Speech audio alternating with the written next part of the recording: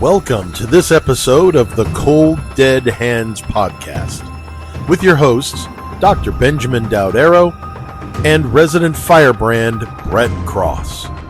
Sit back, get comfortable, and enjoy as they bring you the stories told from the cold dead hands.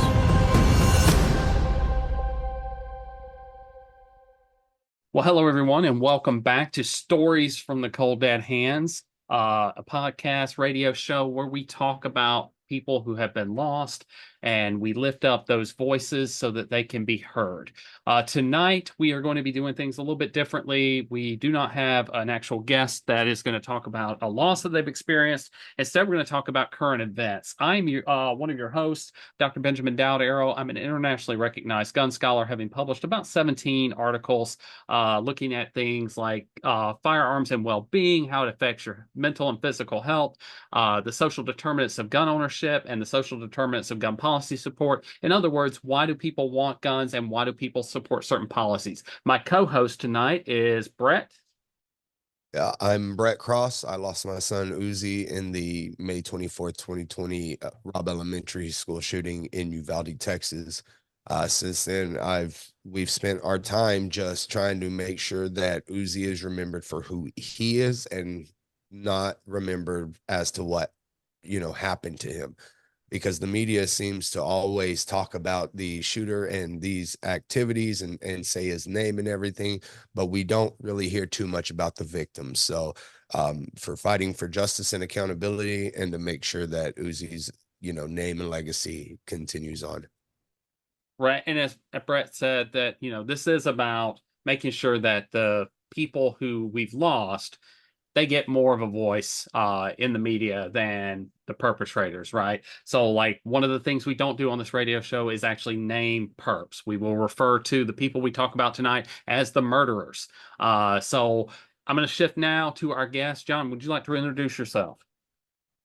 Thank you for having me on. My name is John. I live in Minnesota, and I am more or less focused on the realities of these events, as in terms of to my boys, particularly my one school-age son he's special needs. He is autistic, and my focus is prevention more than anything, because kids with special needs are not going to have typically the wherewithal to do what is necessary to protect themselves in the event of these school shootings. With that being said, I want to thank you both for having me on. I am honored to be friends with Sir Dr. Benjamin Dowd-Arrow and now Mr. Brett himself. Thank you so much for having me. We appreciate it. Let's start with kind of what you said, John. Like, so I have a special needs son too. He's a nine years old. He is ADHD, and the doctors don't want to quite give him the autism label yet. But it's coming. It's one of those things that he has a lot of the signs. And so that's something that I worry with too, right? Because the young man, right, that first of all, let's talk about how fucked up it is that some media put his picture under a headline saying shooter at Appalachia, high school, right? Like just the level of racism with that. But here's a young man, 14 years old, right? Autistic. He is probably sensitive to loud noises, to sounds, to things like that. He was hiding in the bathroom when the murderer found him, right? Like, we all have, kids in this life. What are y'all's thoughts? I'm glad you brought that up, because the fact that he actually understood the assignment as far as to hide in the bathroom, that's just probably the best he could have done given his situation. I'm actually proud of him for that, but that's what terrifies me, because even being overly sensitive to sounds or commotions, being gripped by fear is twice as bad. It is twice as bad. And with my youngest, even though he's considered high functioning, that doesn't even constitute the level of danger that he's going to be able to articulate to himself to know what to do. And that's what terrifies the shit out of me. These are kids that we're talking about.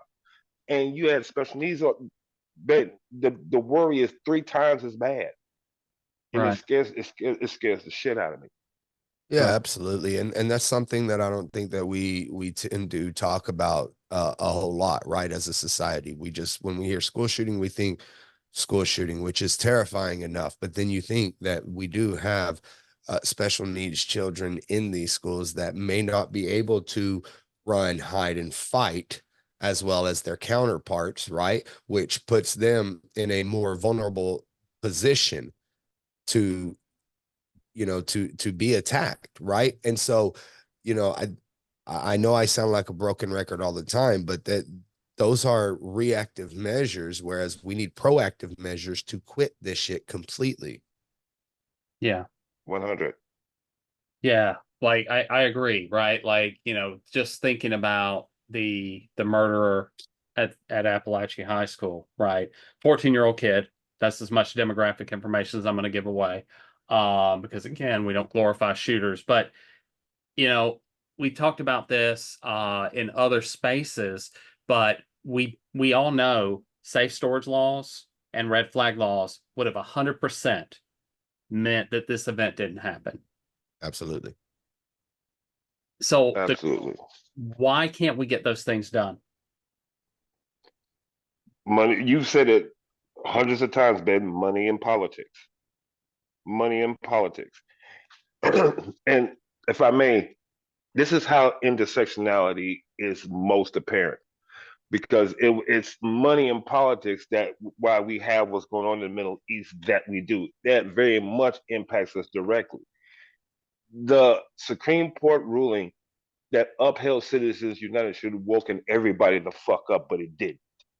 I agree. So here we are, yet again, thoughts and chairs for some people value guns over people because they value power over people because they value money over people. And here we are again. Until it happens to them, it's all it's not my concern. People die every day. Miss me with that because it's not your child. You should act like it's your child. You should act Absolutely. like it Yeah. because it could very well be your child. Absolutely. But, JD Vance did tell us what this past week that it's just A way of life. yeah, a way of life. It's just a way of life, but it doesn't have to be, right? And you touched on something really important. It's when we allowed money, like funding and lobbying, these special interest groups into our politics, that's when children's lives became political. Because I say this all the time. Everybody asks, when did you get political? I'm not political. I hate politics. I fucking hate them. But I had to learn how to talk to these politicians because these politicians made it political when they decided to wear AR pins after my son and his classmates and his teachers were murdered, but then decide to wear pads on their ear when Trump's assassination attempt took place, right? If that's not politicizing the shit to me, I don't know what is, And talking about that, right? Like the thing that pisses me off every time we have these events, the politicians are like, "Oh, quit politicizing. It's not the right time to talk about it." But we have an event every goddamn day. There have been 3 events that happened in like 72 hours, right? Like we had the Atlanta shooting at like 10 o'clock in the morning on Wednesday. At noon on Thursday, there was a school shooting just involving 2 people in Maryland. And then Yep. we had the event we're going to talk about a little bit later. But each time these events happen, we can't talk about it because it's too soon. But then another event immediately happens, and we can't talk about the last event or the one happening because it's too soon. When Well, is it time? Well, and that's what I said, right? Like I made a video about this, right? I can't remember who it is. It's the GOP majority whip, Tom Emmer, I believe. is his name? He went on, whatever news broadcast he did, and he said now's not the time to talk. Now's not the time to talk. When is it, right? Like I said this, we didn't talk about it after Columbine because y'all were like, oh, let's not talk about it. And then fucking Sandy Hook happens. And then when Sandy Hook happens, you're told, oh, well, let's not talk about it. Let's not politicize it. And then Parkland happens, and then same shit, and then Uvalde happens, and same shit, and not to mention all the ones in between too, right? I'm just naming the quote unquote major ones that receive most of the news, right? So it's been 25 years since Columbine. It's been a quarter of a century. Can we not start talking about it now? To put a final point on that, is a creator on TikTok. There have been 400 school shootings since Columbine. Let that sink in for just a moment. 400. I think, Ben, you probably know more than me. Like 17 deaths per on average each event. Yeah, that's about right. Right. I mean, there've been like because of the 2 in a row at Atlanta and then at Maryland, there have been 47 so far this year. Just this year. We haven't even made it to 47 weeks this year, I don't believe yet. No. Nope. I want to say we're like 100 mass shootings more than days in the year so far. Oh, I would bet. Yeah. We want to look that up, Brett? Yeah. Because I can't remember the exact number. I want to say there's been a little over 300 mass shootings though so far for the year. And again, never a good time to talk about it. We talk about a little bit about how the politicians respond though, right? Brian Kemp, immediately after the shooting at the high school, governor of Georgia, oh, we send our thoughts and prayers. The playbook is getting old. It's been old.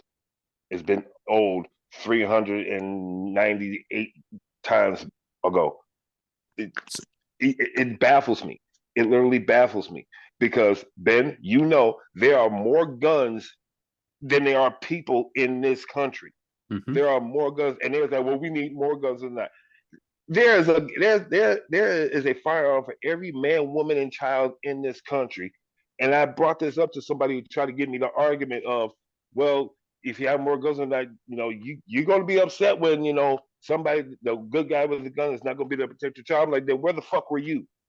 Where were you during Columbine? Where were you during Sandy Hook? Where were you doing all these other school shootings? Where the fuck were you? Where were you? Oh, I can't predict every event. That's the fucking point. You cannot predict when the next event, so you cannot guarantee that you will be there to stop it. Well, and the problem is that there have been armed guards at every single one of these situations, and it hasn't prevented it, right? No. But to go back to what we were saying earlier, so far, oh shit, this isn't even updated. Never mind. But from July of 2024, there had been 261 mass shootings in July. I'm going to try to get a updated number because we are only at day 253. Yeah. Tell everybody everything. Yeah, I want to say it's a little bit over 300 at this point. And it's frustrating.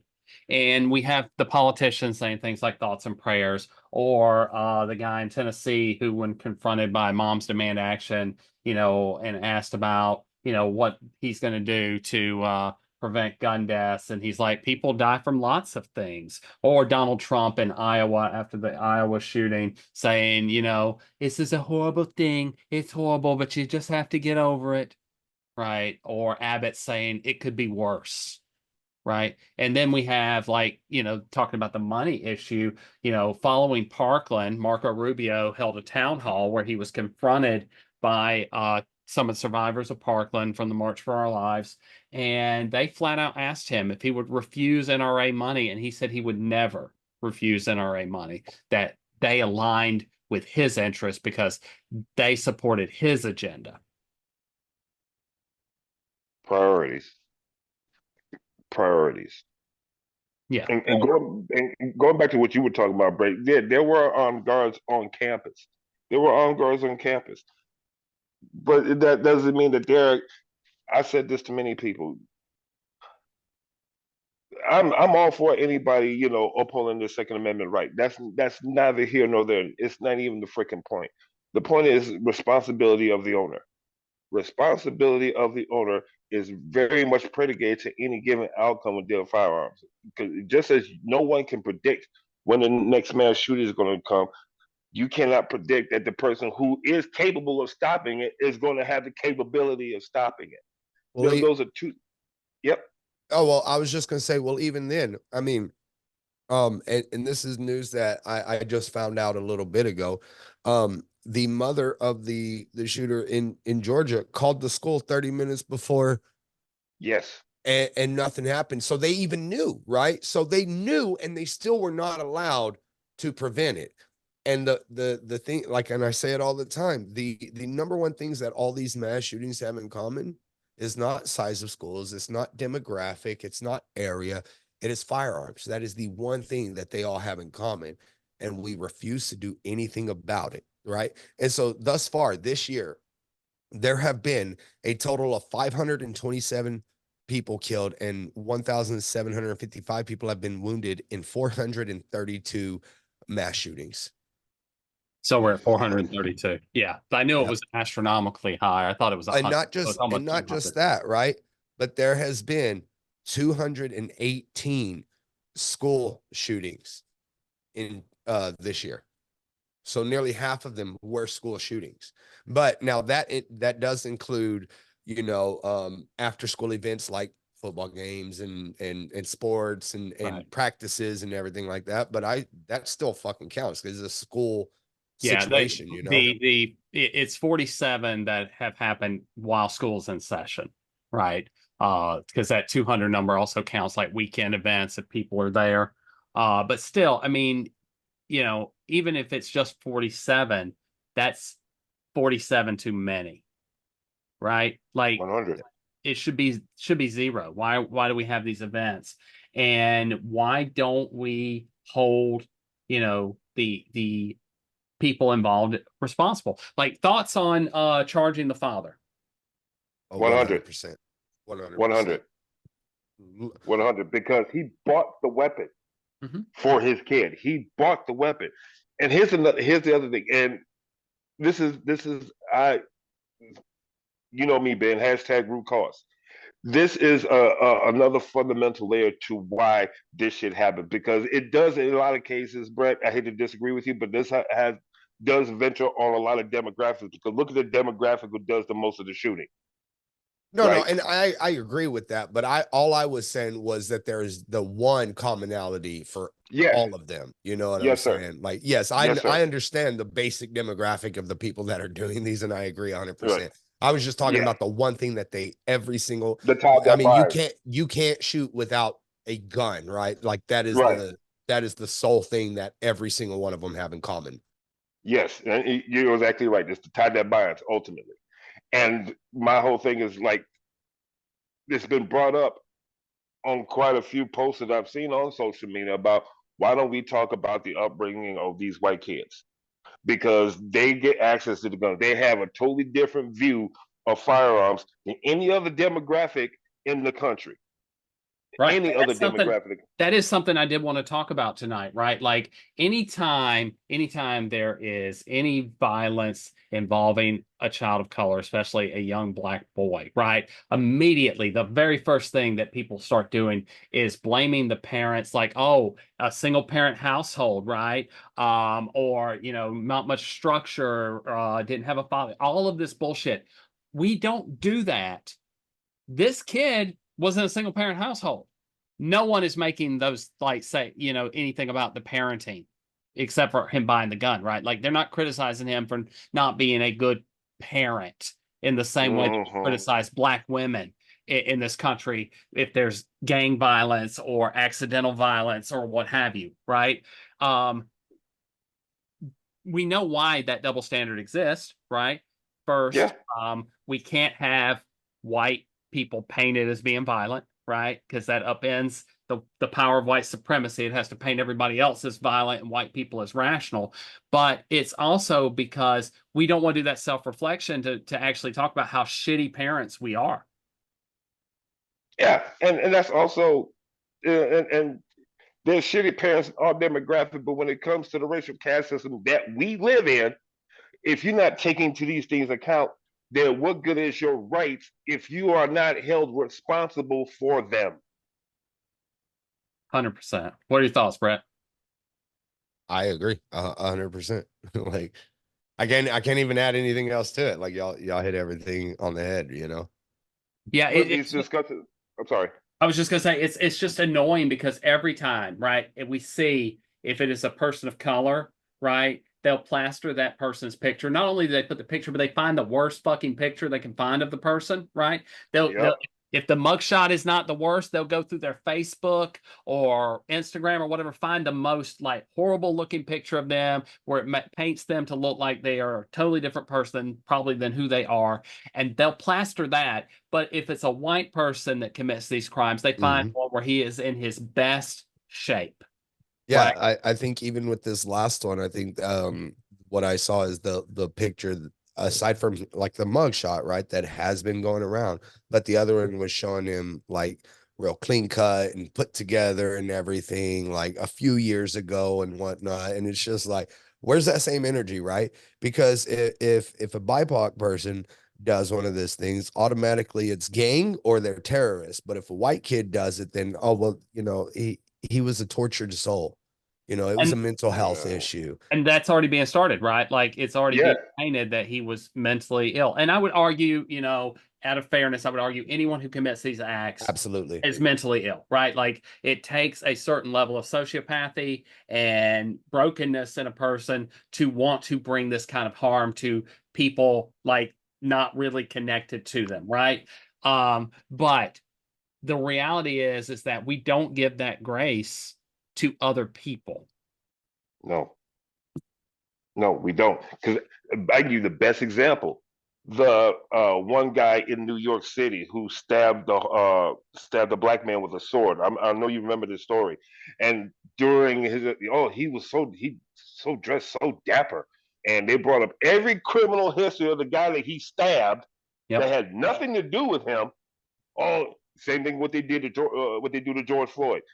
The shit goes on and on and I'll on. take it. I'll take it even a step further, right? Because George Floyd, they'll argue always a criminal who's being arrested. Philando Castile, Yes, sir. right? Legal. No, Remember, no, no, no.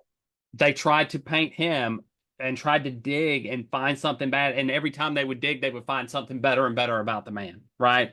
Like Yep. beloved by the community, like active in the community, like But they tried. They tried to find something negative about him so that they could justify the cops' actions to him. Botham Jean. Mm-hmm. Botham Yep. Jean. He had weed in his apartment, and that warrants him to die. That Trayvon warrants Martin. him to die. Trayvon Martin. Yes, sir. Right? Like Yes, sir. young kid just trying to defend himself because he's being stalked and harassed by, this man, right? And trying to get away. And he is blamed and painted as a violent criminal because he was defending himself. Tamir Rice. Tamir Rice is Tamir another Rice. 12 years old. 12 years old. a Nerf Playing fucking gun. Playing by himself. There was nobody around this kid until a white woman called the cops. They said, oh, he's just aiming at people. And he shot him in 2 seconds. Yep. The whole point, and this goes back to what Brett was saying, the whole point is that to solve a problem must be dealt with by gun violence. That's the go-to. That is the de facto solution to any given problem, is to shoot your way out of it. Why? No due process when it comes to law enforcement. Well, No, police, officer, overseer. Breonna Taylor. Breonna Taylor, asleep in her fucking bed. Asleep in her bed. I can't because of my son, Ben's son, Brett's son. These things. I have not slept well since Georgia. I have slept like complete shit since Georgia Mm-hmm. because my son's school is literally 3 blocks away. 3 blocks. I can walk there in less than 5 minutes. Not a big deal. But those 3 blocks miles would be 300 miles if something goes down. Mm-hmm. Yep. And there's the constant police presence there. But I cannot put stock, especially since I live in a state where George Floyd was murdered, where Philando Castile was murdered. I cannot put any stock in that they will protect my son. Right. And let's talk about armed guards in schools, right? Because we're seeing that narrative pop up again. It always pops up after these events at schools. Like, we've talked numerous times about how Uvalde proves that that is not real, right? But we also have actual data. I've been sharing that study, on social media, and what it shows is that looking at events from 1980 to 2019, they looked at all the events, they calculated whether the presence of an armed guard made a difference. And they found it did make a difference, not in the direction you would want, right? Like it did not reduce injuries and it increased the risk of children being killed, right? It increased the odds of children being harmed by 2.83, which is astronomical, right? That is telling us that these individuals want to get in a shootout with the cops, right? And we kind of knew that anecdotally because they say it in their manifesto, Manifestos right? and shit.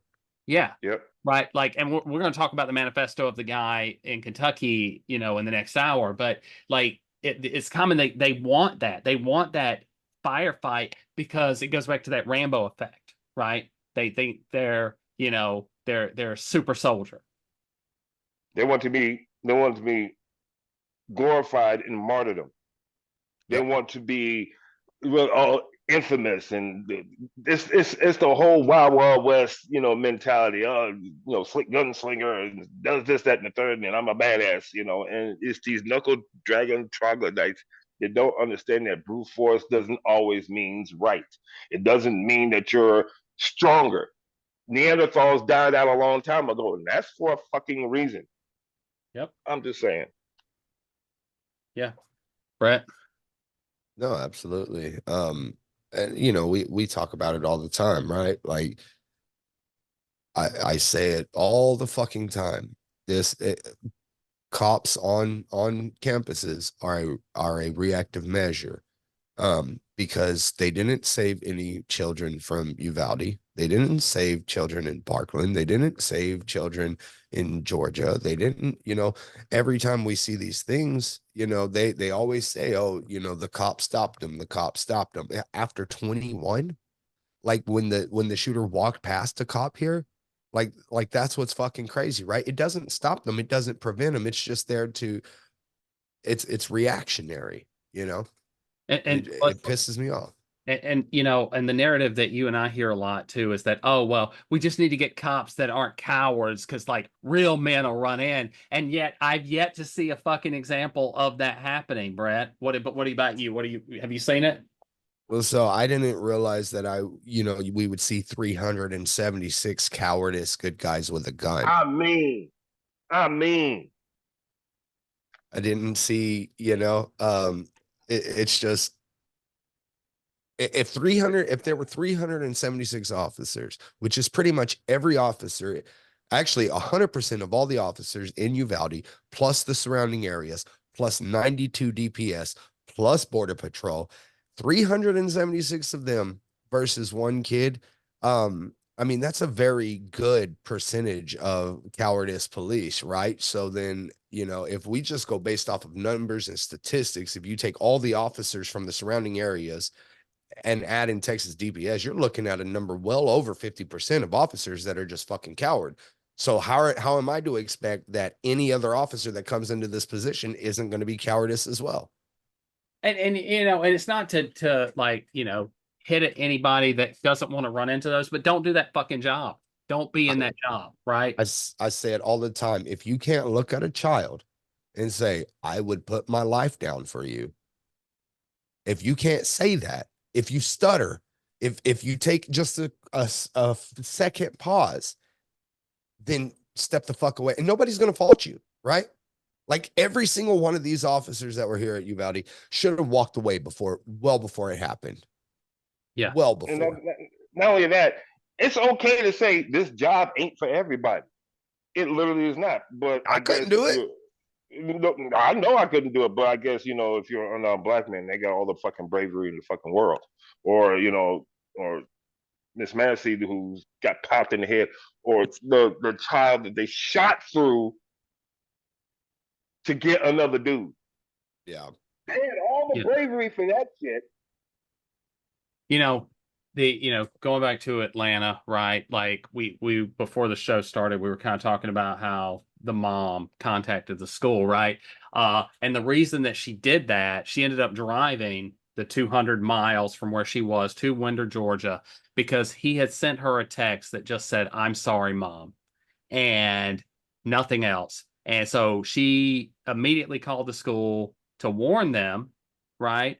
And then drove the 200 miles, and yet no one intervened before he acted. 30 minutes. 30 minutes. Mm-hmm. That is a fucking lifetime to have done something. They could have easily located this kid and got him completely out of the off campus into to a hospital, whatever the case may be. And at best case scenario, had they acted just in that capacity, nobody would have died. He would probably have been removed to DPS, and the dad probably would be still charged with negligence, some other shit. But there wouldn't be murder charges for either one of them. Yep. Kids would still be fucking alive. But no, because of white privilege, yes, I'm saying it. Because of white privilege, he's just troubled. He just needs somebody to talk to. Yeah. Let's talk real quick about the 4 people that were lost. So the 14-year-old Mason Schremerhorn that we were talking about earlier, who was a young black boy with autism who hid in the bathroom, right? Murdered in cold blood. Then there was a Christian, I don't want to butcher his name, but Angulio. And then the 2 teachers, Christine Irmi and Richard Aspinwall, right? He was like a football coach or something. And, these 4 people, like, they went to school or work, thinking, yeah, it's just another day. Because this was only the 4th day of school, right? Like, the murderer had already skipped the first 3 days. It was his first day attending school, right? And so he had already skipped, and showed up to do this event. And these individuals, these kids and these teachers, they went to schoolwork, whatever, and they didn't get to go home to their families. Mason messed me up for a multitude of reasons. Yes, he's a black kid with autism, but my oldest son's name is Mason, and he's autistic. So that's just part 1. The other part 2 is that he was 1 year younger than my youngest kid. My youngest is 15. Just this happened. All I saw was my boys. That's all I saw was my boys. Ben, I know you know what I mean. Brett, I know you know what I mean. Brett, how much sleep have you gotten? What sleep? Thank you. Because this is ripping me apart, and my boys are still here, and I can't do it. I can't. I honestly don't know how the fuck you do it. Well, and see, this is the problem with these politicians as well, right? Is because they don't realize that that gun violence impacts more than just the people that it physically impacts, right? Because yes, it impacted these families of the souls that were lost, right? But it impacted you.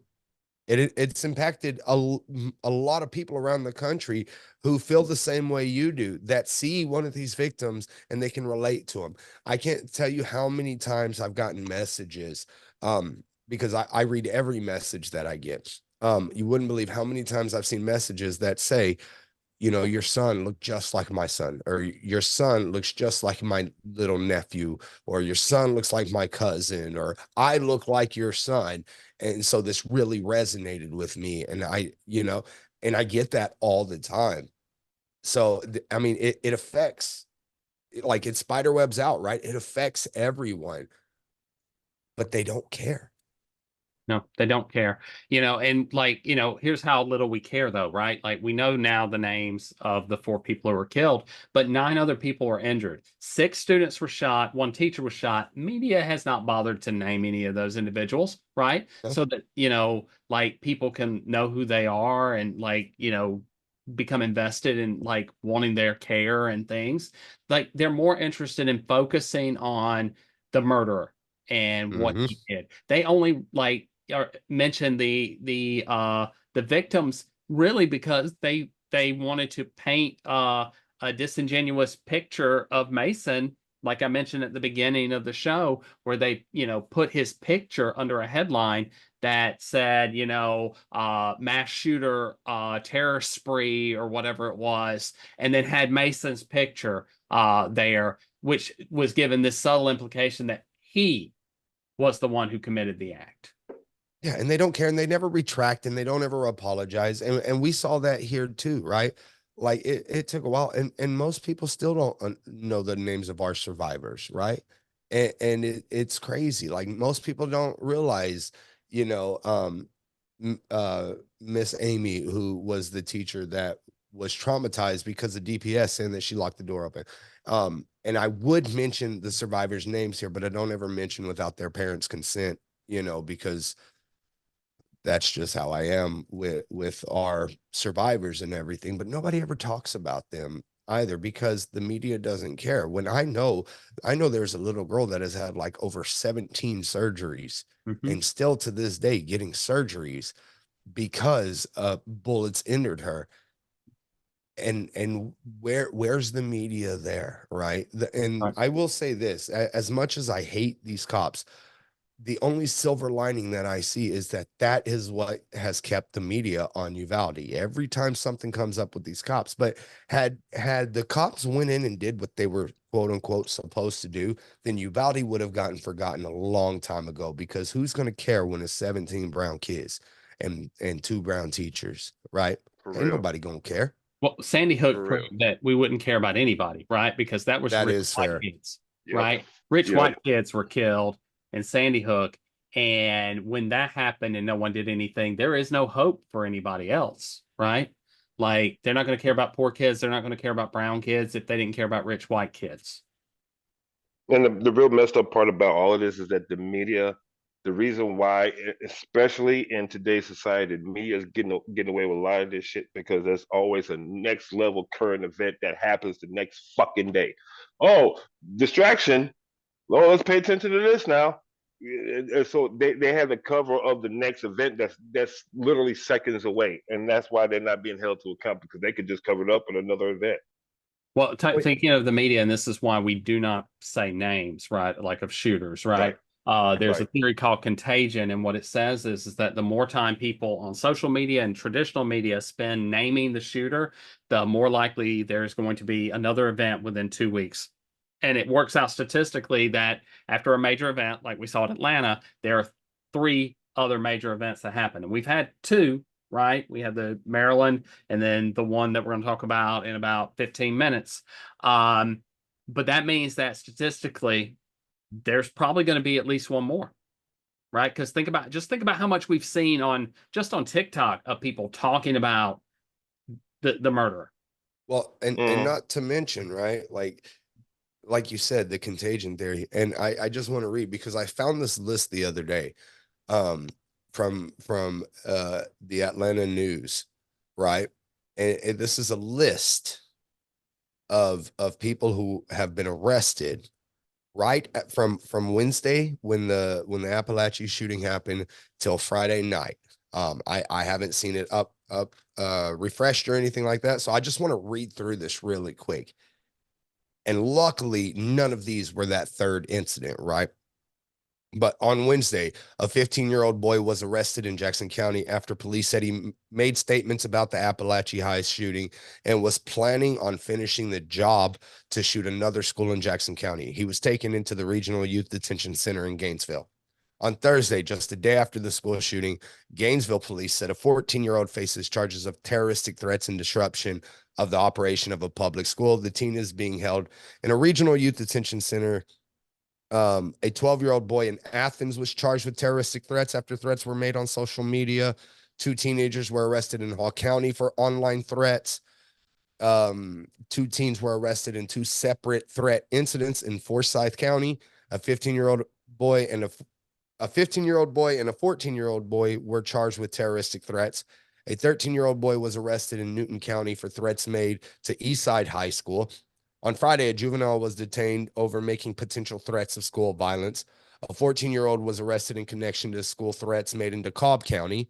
Students at Archer and Meadow Creek High Schools in Gwinnett County were arrested for making terroristic threats. A 13-year-old World Language Academy middle school student was arrested after making threats.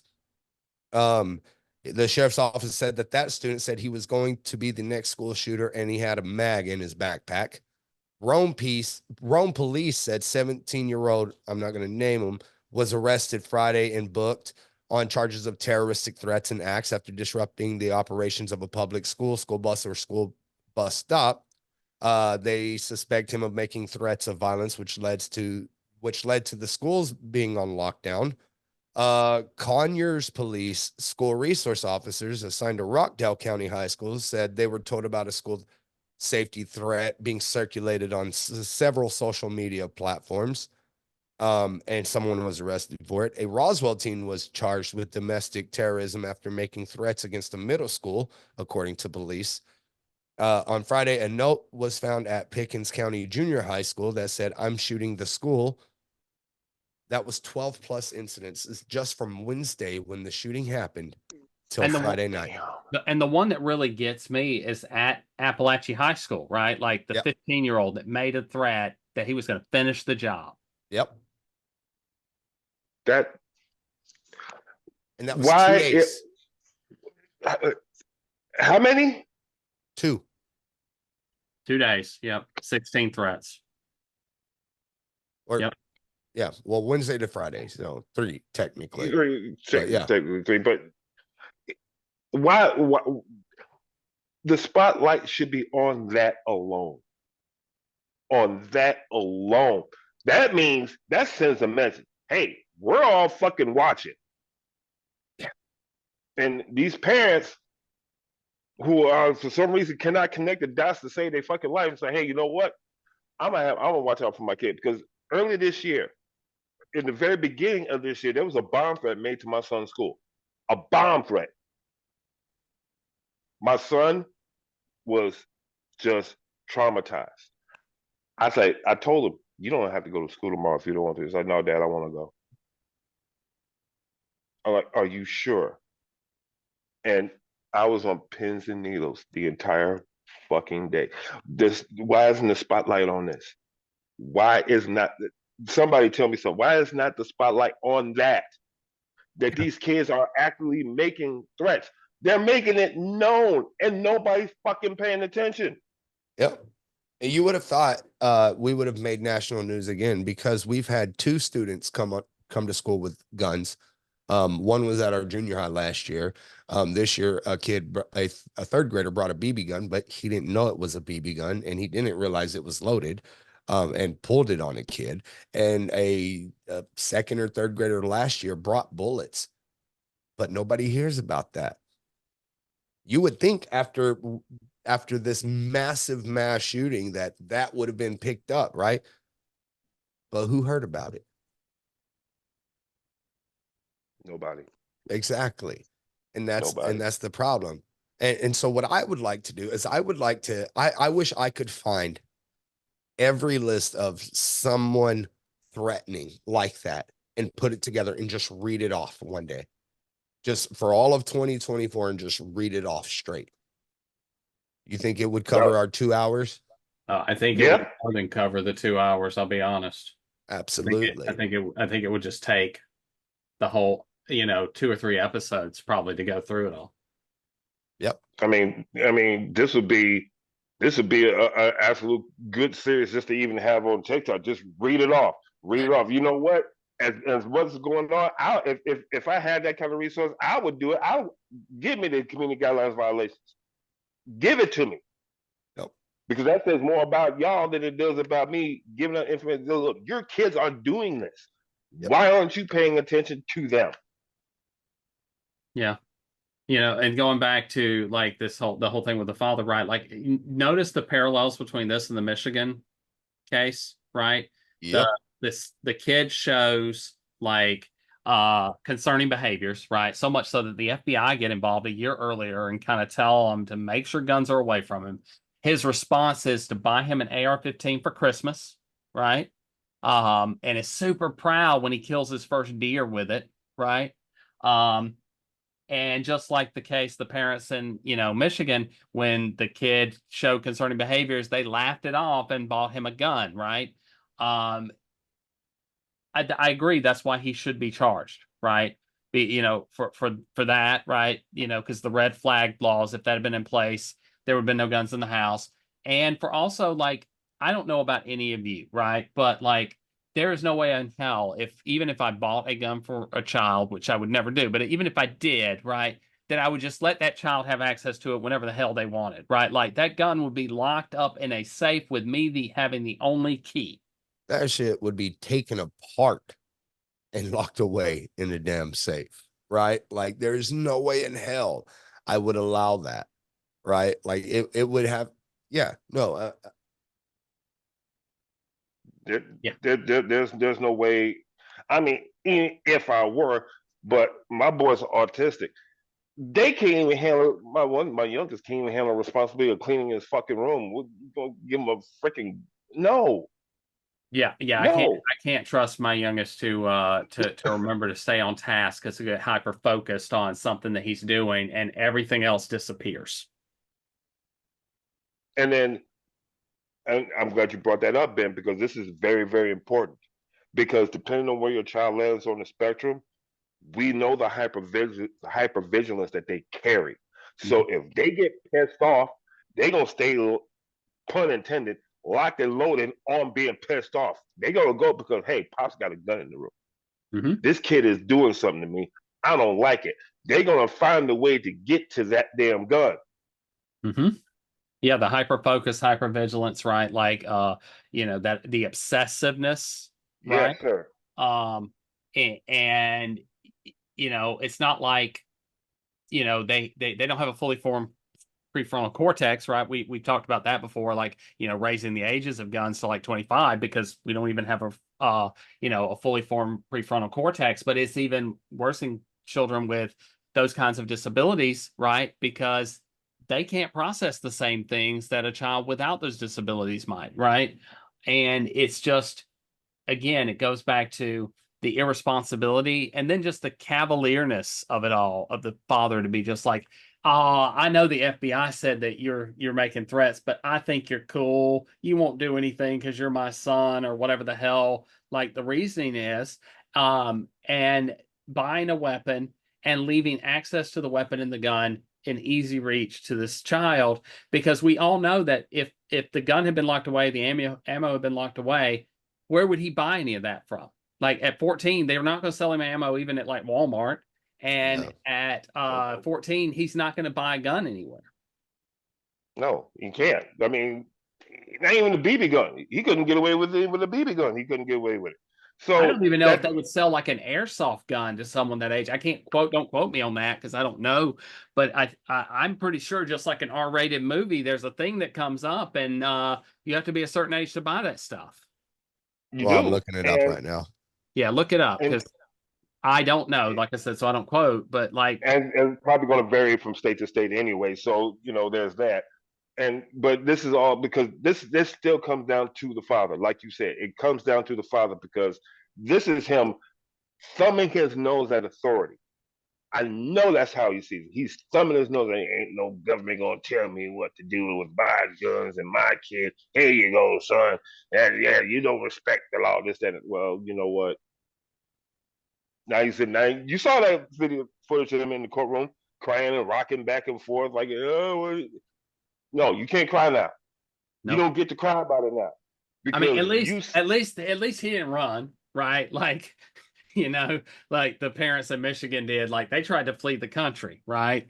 They were looking yeah. for like fake IDs to get the hell out. They threw their kid to the public defender, and they hired very expensive lawyers for themselves.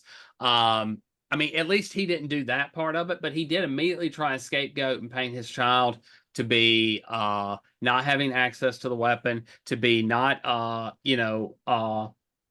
threat, or just sick, right? And then also, if you notice in that courtroom, tried to separate himself from what his son had done. Yes. He washed his Yes. hands. He didn't have anything to do with it. He just lived with you. Yeah.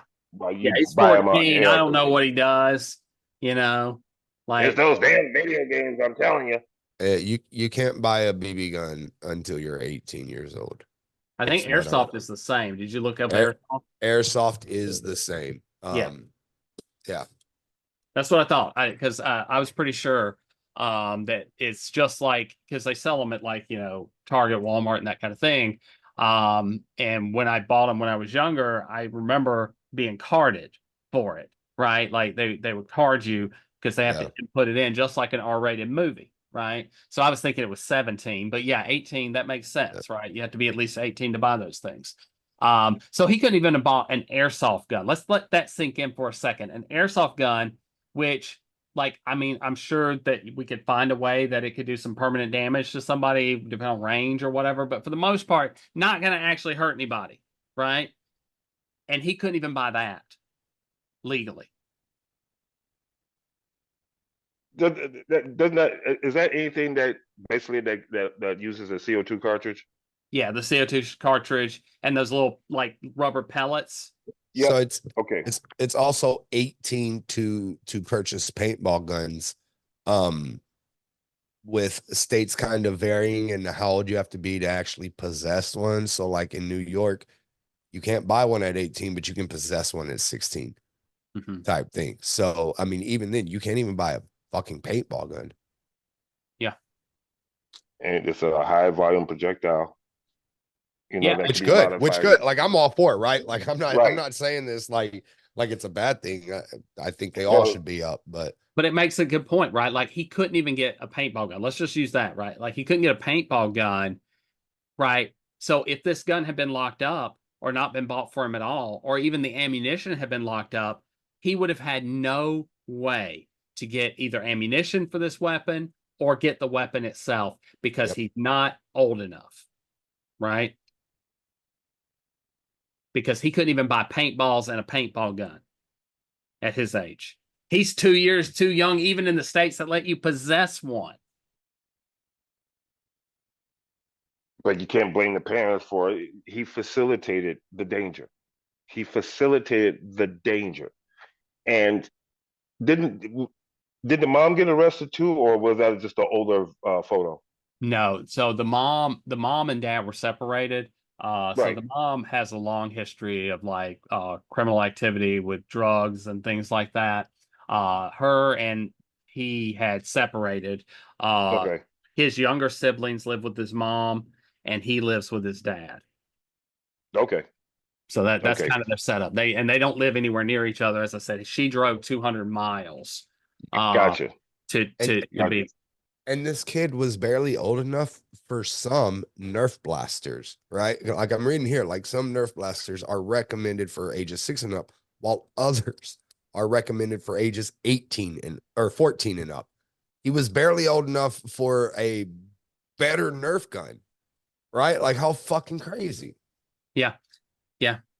I Sins of the father. there were, like age recommendations on the Nerf guns, because that's not something I like. I don't like the idea of guns as a toy as a parent, right? I don't like it. So, my parents let me and my brothers play with that kind of thing. And my brothers are both super obsessed with firearms. I'm not obsessed with them personally. And I think that's dangerous, right? Like associating it as a toy. So I don't like any of that. Yeah. Like, and I'll tell you this, right? Like, same for me, right? I remember getting my BB gun when I was 6, right? And I was so happy for that. Do you know how many times I actually went out and shot it though? Like 3 times. And then I never knew where it was, right? I never knew where it was. But we can't do that for, you know, higher power weapons. Like, Right. it's just ridiculous. And like I said, I was excited because that was the time in which we grew up in, right? Like it was, these guns, Rambo. It's the Rambo effect, like we all talk about. And I'm so glad that we are starting to, as a society, starting to get away from that, right? There's more and more people speaking up saying, yeah, these don't need to be toys. I agree. Oh yeah. In fact, I remember in Chicago. In Chicago, this was late 80s, early 90s, where kids were actually shot and killed by cops because they had a toy gun. So that's when they started making the toy guns. If they had it with the orange tip on them, so you could tell it wasn't a real weapon. So that has to say something about just the transition from, I'm Gen X, right? And we had the cap guns, we had the squirt guns, we had, all the cap guns with the paper reel and the 6 shooter. We had all of that shit. But just to have it now, I worry that my kids have Nerf guns, the real, just a plain simple Nerf gun. I worry about them if they go outside and play with them because, Yeah. Well, and we're moving away from that as well, right? Like with the orange at the end of these toy guns or whatever, because I went and looked on Temu for some fucking reason. It popped up. It said, "Hey, do you want to buy this 1911?" And it was on Temu. So I was like, "What the fuck is this?" Clicked it, went into it. These Temu guns on the pictures looked so fucking real that you wouldn't be able to know that it was fake. Like a cop wouldn't. Somebody would get shot over a toy gun that didn't even fire bullets. Like that's how crazy it is. that's a problem. Well, I mean, That's a fucking going problem. going right back to Tamir Rice, right? Yes. Right. Like, and I have some prop guns, right? Like because I do cosplay shoots, right? And they will like make noises that sound like a gun being fired. They cock, they look like a real, gun. Um, I would never let my children get anywhere near. I lock those up in my safe just like my actual guns, right? They're not Because they're not toys. right, right. I mean, technically they are, right? They're cosplay props, they're toys, but they Right. don't look like a toy. They look like, a Glock, right? And they make the noises. And one of the ones that I have that does that also has a screw-on silencer. And then when you screw that on, it changes the sound that the gun fires to make it sound like it's a silenced weapon, right? A muffled weapon. And it's great. Like, I bought it. It was basically a movie prop that I had bought to use with like a Metal Gear Solid cosplay. But that's how realistic some of these toys look, right? And then when you get a trigger happy cop that sees a child with this toy, right, that he doesn't know is a toy. Mm-hmm. And and that in of itself is problematic because the props that you use, yes, they're made for make believe for all intents and purposes, but it's not a toy. It is Right. not for children to have, but it is Right. for make believe because of the nature of why you have it. That to me, that's so because it's like some of these cops can't even tell the difference between their stun gun and their issued weapon. Yep. Fruitvale Station. Well, Fruitvale Station. And then you have the issue. So let's talk about the Lego gun and the Nintendo blaster gun skins that companies made, right? Like I don't know if you remember and our listeners remember the NES Duck Hunt game and the little blaster. Mm-hmm. Somebody made a skin for a Glock that would turn the Glock to look like that. And then Oh my another God. company made a Lego skin. They got sued by Lego to take it down, but it made the gun look like it was a Lego toy, right? How are kids supposed to know? But before we answer that, Let's go ahead and reset. It's 10 o'clock. So for those of you who are still with us, you are listening to The Cold Dead Hands, a radio show dedicated to the voices of survivors and victims, to lift them up, because often the media ignores the victims in these events and focuses on the perpetrators. I am one of your hosts, Dr. Benjamin Dowd-Arrow. I am an internationally recognized gun scholar, having published numerous publications on the effects that guns have on us, looking at guns and well-being, social determinants of gun ownership, social determinants of gun policy support. And what that means is, why do people own guns and why do people support certain policies? My co-host is Brett Cross. Brett? Yeah, I'm Brett Cross. I lost my son Uzziah in the Robb Elementary School shooting, and I've been fighting for justice and accountability for him. And I'm just fucking tired of this continuing to happen every week.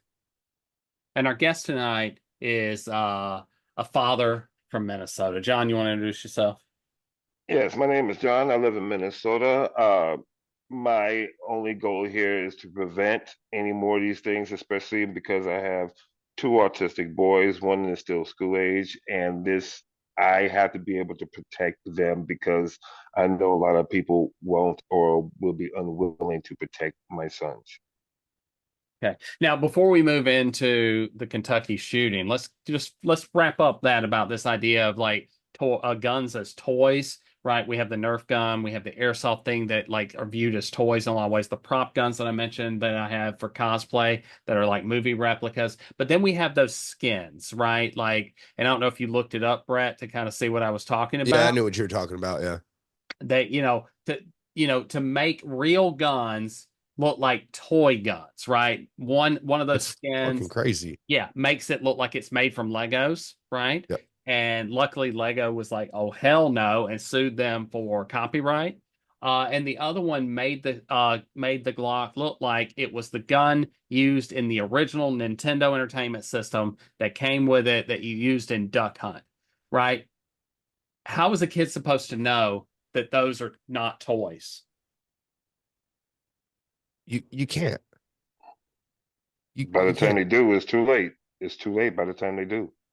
I mean, because I'm sitting here looking right now at the Duck Hunt one, and this is crazy. Like the same orange, right? This isn't even a variation on the orange. Like it's the same exact. It looks the same exact. Yep.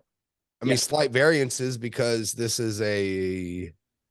Let's see if it says the name of it. A Glock 34. But other than that, man, it looks the exact same. It's crazy. Yeah.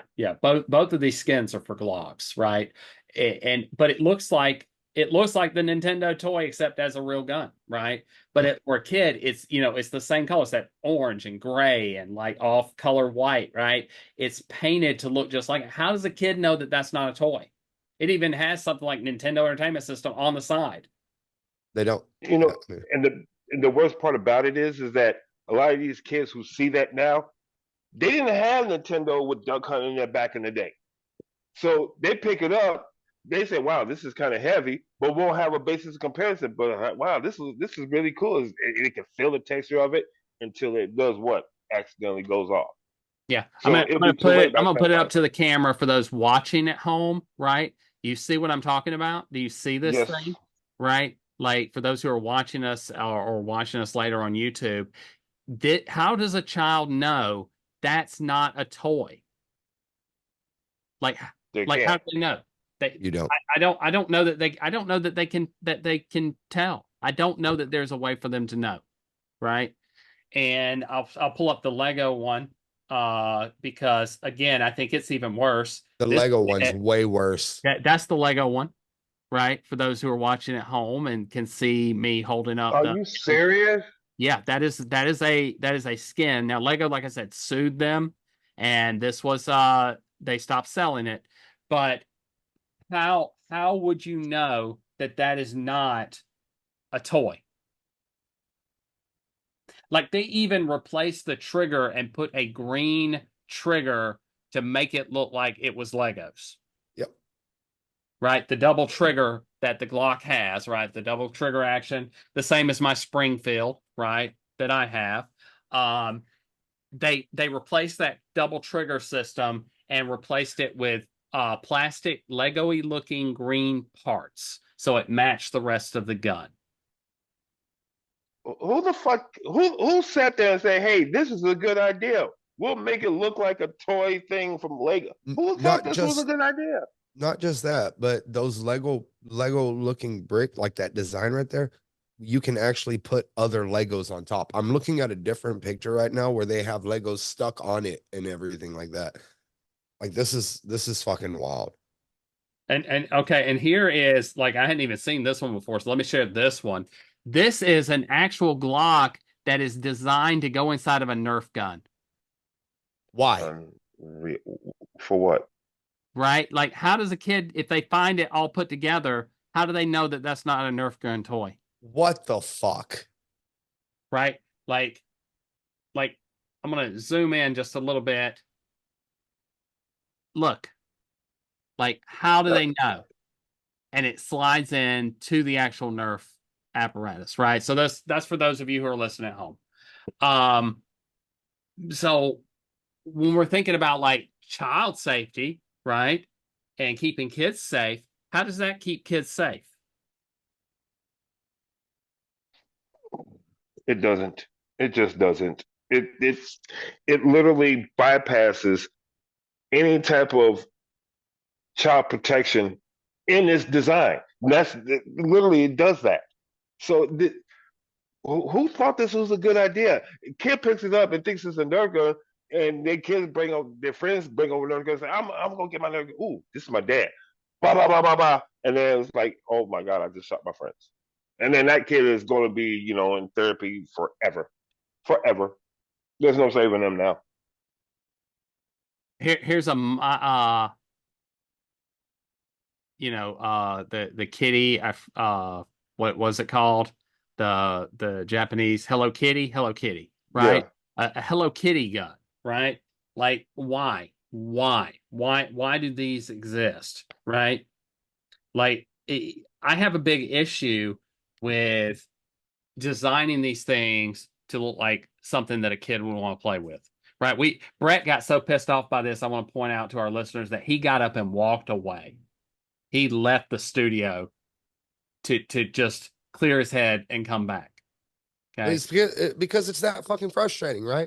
Like we all know that these things they kill kids, right? And so we're just like, oh, let's make it cute to minimize the effect. It's the same shit like when we have to say fucking pew pew on fucking Twitter or on TikTok because we don't want to fuck with the algorithm and we don't want to get taken down, and it minimizes the fucking effect that of the situation, right? It minimizes the gravity of it. And what they're doing right here with these Legos and these duck hunts and shit like that is you're minimizing the gravity of these situations. And anybody out there who is like, oh, ha, it's a joke, you can't take it or whatever. My son is right here and he doesn't get to come back because of these fucking guns. So don't tell me that it's a fucking joke because it's not funny. 100% agree. It's all, Right.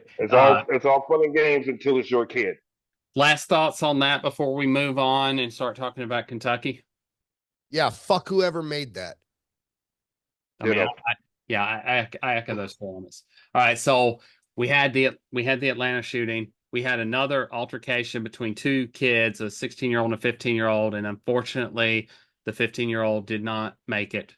Okay, I don't know their name because I haven't seen it released. Not a lot has been talked about the Baltimore shooting, but it was immediately overshadowed by what happened at 7 o'clock yesterday in the state of Kentucky, just outside of the London, which is a very small little town in Kentucky, up in like you're going into Ohio, like you're going towards Michigan, and where a guy with 2,000 rounds of ammunition and an AR-15 was shooting at cars in the woods. 5 people are injured. One woman got hit. It went in through her right arm. She was on the passenger side. Her husband was driving. It went through her right arm, entered her chest, and exited her left arm.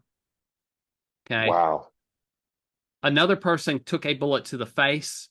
And yet none of these individuals have died. They're some in critical condition, but they are all still with us as of this moment. But I want to read the text that he supposedly sent out. I just read this. Yeah, before before these attacks happened. And then I want to read the statement from the mayor, Weedle. His text said, "I'm going to kill a lot of people. Well, at least try, and I'll kill myself afterwards." Okay. Like, what the actual fuck? And, Weedle, who is the mayor of London, said that, there were no red flags about this guy. But then they mentioned in the news article that he had arrests for terroristic action. And there's no red flags? Oh, imagine that. Like how do you have arrests, even if you don't actually get, charged and convicted of it, of terroristic threats, but not be, then turn around and say, oh, but he had no red flags. And then I'm sorry, go ahead. No, go ahead, John. I was gonna say these acts are often following a manifesto that they put out to the world. They want people to know that they're doing this shit. They want people to know that they're doing this shit. So it doesn't make any sense to me that especially I call Cap on that entire manifesto, because he's like, I'm gonna kill as many people as I can and I'm gonna kill myself. But then he fucking ran. There's still a manhunt for this dude. Yeah. Well, and he's still at large. Let's point that out too. Yes. He is still at large. He has not been found. Yeah, And at the time that we're doing this, for those who are listening later, at the time that we're doing this, he's still at large. Yeah. This is Monday, September 9th. He has not been caught. We're at 10 Eastern. He has not been caught. He bought his gun and all that ammunition the day of the shooting. The day of. So you go in and you buy an AR with a sight and 1,000 rounds of ammunition in the same day. You're not doing anything that's not nefarious. It says he spent over $3,000 in a single purchase. It must be nice to spend that kind of money. Thinking about common sense gun laws, right? Like some of the things that we talked about, right? Like safe storage and red flag laws. How about this, right? Why are you allowed to buy a weapon and ammunition at the same time from a gun store? Like, why isn't there restrictions that if you buy a weapon, you can't buy ammo there, to at least force somebody to go somewhere else to have to buy their ammunition? You know what? That's a very good question. That's a very good question. Because especially the amount of ammunition that he bought, right? Like, 1,000, 2,000 rounds, right? Like, I can see if you're like going to the range, buying 100, maybe 200 rounds, right? No one really is taking that much ammunition for one weapon, right? Like, you might spend 1,000 rounds off of everything that you own, but 223 ammunition is not cheap. Okay, like 30, 40 bucks a box, right? That, to me, that's all red flags. And to me, it doesn't make sense. There were some stores where I spent most of my youth, right, in Bradenton, Sarasota, that if you bought a rifle from like Walmart would not sell you ammunition in the same transaction, right? So shouldn't. And why isn't that a law? Why isn't that a standard? Let's see, because these politicians have gotten money from the NRA telling them not to do it. Right. If I'm just putting a guess out there, right? That's really the only explanation, right? Yep. Because that and the fact that if the money overhead is more powerful, although unscrupulous, than the reality of why. And it also goes back to, like, why isn't there a real waiting period on a rifle? Right? He went in, he bought it that day. Keep in mind, there was an assault rifles ban that worked. It In worked. the 90s, yep. From 94 to 2004. Yeah, we did. And we actually had a gun owner, rogue Second Amendment person, actually come up into our space today and actually say that yeah, he couldn't disagree, that he knew that the semi-automatic weapon ban had worked, right? Which was amazing. That blew my mind to hear somebody who was like, I'm pro Second Amendment, but I know that the semi-automatic weapon ban actually worked, right? Because it did. It reduced the number of people who died from these events. You know what I call those? Responsible gun owners. Responsible gun owners, right? I can What do you say? respect those individuals, right? I can Absolutely. and as we said before, we're not trying to infringe on people's gun rights. We're trying to keep kids alive and keep people alive, right? I want people to go home to their families every day. Yep. I want ours to come home every day. Yeah, exactly.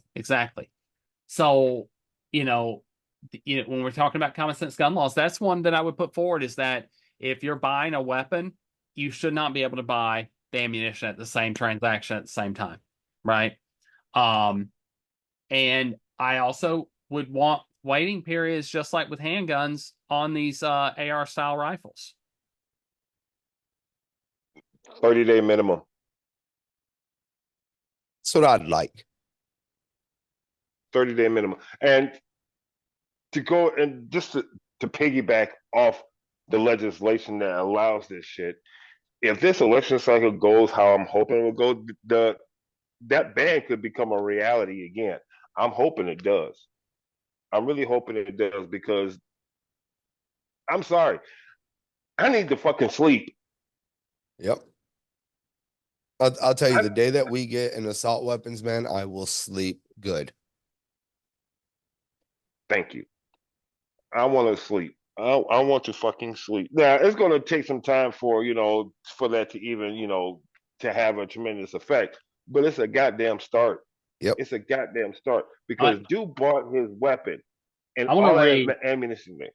I want to read because I brought this into the live today. I want to read just the last paragraph of the letter that Ronald Reagan wrote to Congress in 1994. This was written on May 3rd, 1994, about the semi-automatic weapons ban. So I'm just going to read the last paragraph. While we recognize that assault weapon legislation will not stop all assault weapon crime, statistics prove that we can dry up the supply of these guns, making them less accessible to criminals. We urge you to listen to the American public and to law enforcement and support a ban on the further manufacture of these weapons. Remind me what party? What party was Ronald Reagan? If memory serves me correct, I'd have to go with Republican. Yeah. That was my thought. Being facetious as fuck over here because of that.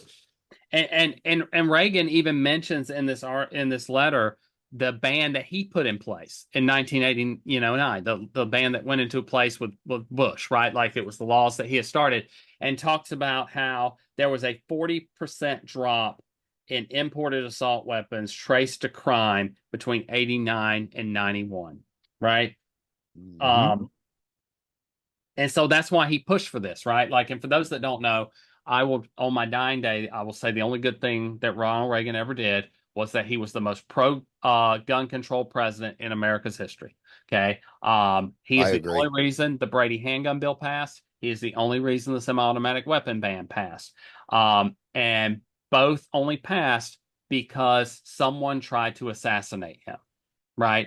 In March of 1981, roughly 2 months after he took office, a man named Hinckley tried to assassinate him because he thought that Jodie Foster was talking to him through his television, right? And it ended up paralyzing his, his chief of staff, or I can't remember what Brady's role was, but James Brady, who was on his staff, right, paralyzed him for the rest of his life.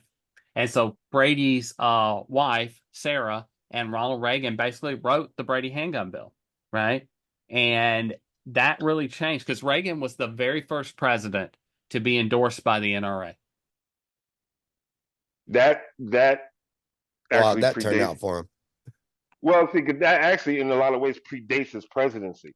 Because if you go back to back into the late '60s with the Black Panther movement, the Black Panther movement, the Mulford Act, when I was like, "Hey, I'm all for Second Amendment. Black folk can't have them, no." So and NRA had a lot to do with that. So that kind of predates his presidency, but also sets the precedent for ultimately end up bringing the Brady Act. Right. Well, and the Mulford Act, for those that don't know, was a law passed in 1967 in the state of California while Ronald Reagan was governor. And you can make the argument, oh, well, California's this crazy liberal state, right? Like, of course, they're going to pass gun control. But then you have to read Ronald Reagan's exact statement that he made to the press when he said to the press that there's no reason why civilized people should be carrying these kind of arms to have conversations, right? That this is not a civilized society. Now, granted, it was racism, right, that drove that law, right? They didn't like that the Black Panthers were protesting police brutality. Wow, that sounds like we've come so far, right? Like we've come so far in that. Should we still be having these fights and these issues over 60 years later? Yeah. Right. Like, yeah. I mean, we shouldn't have at all, right? But like, how are we still having the same fight 60 years later? Like, have we not learned a goddamn thing? I can tell you exactly why. It's the same reason. I'm not going to go too far on the tangent, but it's the same reason why the shit in Palestine it's been fucking talked about. But because they didn't like the source material, they moved it right along. Well, like thinking about the source material, right? Like Lyndon Johnson commissioned something that came to be called the Kerner Report, right? Let's talk about that. Because he was trying to figure out why, after passing, the Civil Rights Acts, that there was still rioting and social unrest in the 1960s. And so it ended up being this panel of social scientists and economists and others that went out into these communities, and they came back and they wrote it's like a 400-page document or something crazy like that. And basically the main finding in that document is there are two Americas, one rich and white, one poor and black. And if we don't resolve racial inequality in this country, the country will tear itself apart. And the response by Congress was to throw that report in the trash. Of course. Right? Yeah, the Kerner Commission, they basically threw it all away. Right? Because they did not want to address those things. But that's also at the root of crime, right? Poverty, because poverty is related to that issue. You can't disentangle the effects of race on poverty, which leads to crime, which leads to gun crime, which leads to gun homicides or gang riots, right? But it also leads then to what we see today, because white privilege is why we have mass shootings, because white men and boys are not experiencing the same level of benefit that their fathers and grandfathers did just for being a white dude, right? Like social hierarchy is falling fast, where there's the ultra rich and then there's everybody else. And since we can't achieve that American dream that we're told we can, they are lashing out with these weapons on innocent people. That's 100%. 100% right. And I'm gonna add a final point to it, because if you add the fact that it is the hierarchy that basically solidifies the poor white people in their role to uphold white supremacy, is why, at least it's just a theory of mine, that why we are seeing all of these mass shootings. It's because there's a certain reality that poor white people live with that they cannot talk about, don't want to talk about, because it puts perceived stigma upon them as people, because last thing they want to do is be equated to people who look like me. So here they are grappling with a reality that is completely fabricated, and they use violence to basically have an outlet. What the fuck does that mean? But then here we are. Right. And and it's like we look at it, it's like, oh, it's a mental health issue. Right. And again, like I said earlier in the show, I would argue all of them are, but at the same time, black men have mental health issues. Black women have mental health issues. White women have mental health issues. Why are 98% of these men and almost 70% of these white men, right? Like why is it overwhelmingly white men who do these things? And in school shootings, it's almost 100% white men, right? So if all things being equal, right, across the board for mental health and stuff, why don't we see more women? Why don't we see more, people of color doing these kinds of events? Largely because the mental health, and I'm speaking from experience, the mental health that affects the Black community is not based on a fabricated perceived threat. is based on the history of this country and how it's played out and how it's impacted us. The adverse effect is the white privilege that's actually harming them in this context.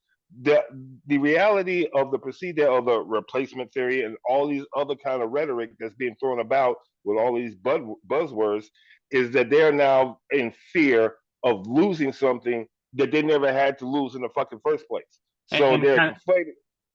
and to kind Sorry. of build on that real quick, right? Like the gun industry grew about 156% while Barack Obama was in office. And one of the leading theories was status threat, right? White Americans saw a black man as president, and suddenly the hierarchy is threatened, right? Because now that's not a white job anymore, right? Like to paraphrase, like what Trump was trying to be saying, right? Like it's no longer just a job that is only available to white men, right? Other people can now achieve it. And that status threat, right, that made them feel that they're not the top of the hierarchy anymore, led to the largest growth of the gun industry until Trump got elected. And had the pandemic not happened, it would have continued to fall, right? The gun industry was falling almost as much as it grew. And then the pandemic happened, and now we're at record highs, right? We've been seeing record highs since the pandemic.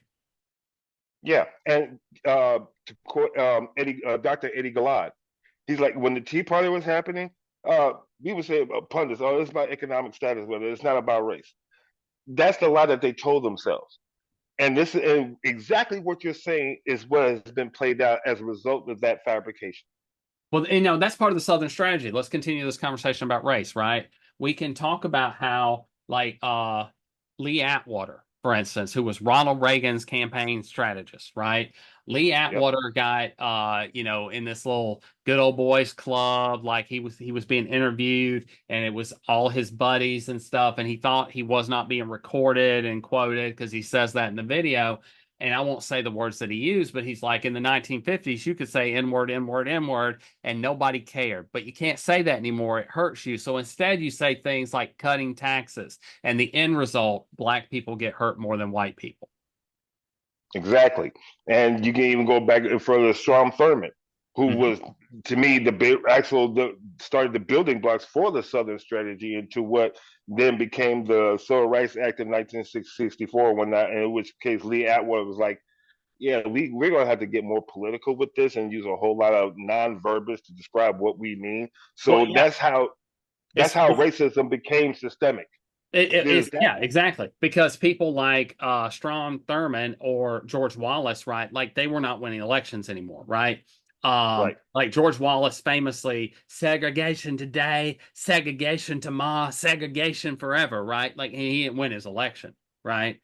We had who ran in 64 on the Republicans. I'm blanking. But Um, he started his acceptance speech from the RNC with, "Tonight there is terror on the streets," and we all know who he was talking about, right? yes. Prior to 1964, Americans did not even put crime in their top 10 worries. But starting in 1964, following that speech, it's in the top 3, right? And it Yep. stayed there, right?